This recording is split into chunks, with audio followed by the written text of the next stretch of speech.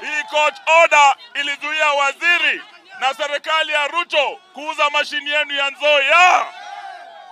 Sasa leo tuko hapa kuambia Rai, kama wewe umekaidi amri ya mahakama, if you Bwana Rai, you have defied the court order, we declare you persona non grata, usikanyage hapa kwetu. Haimaanishi kwamba kama kampuni ya serikali inafanya vibaya inauzwa.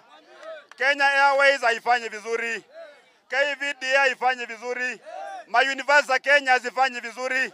Hata serikali ya Kenya, kama kuna kitu takana kukua list, ni serikali ya Kenya, si ndio? Imekuwa list. Sisi tunasema hii court order ni lazima itimizwe.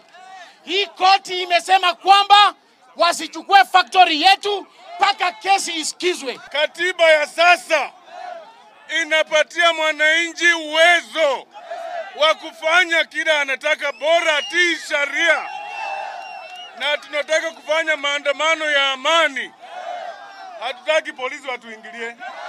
Kama polisi wakuja hapa watulinde.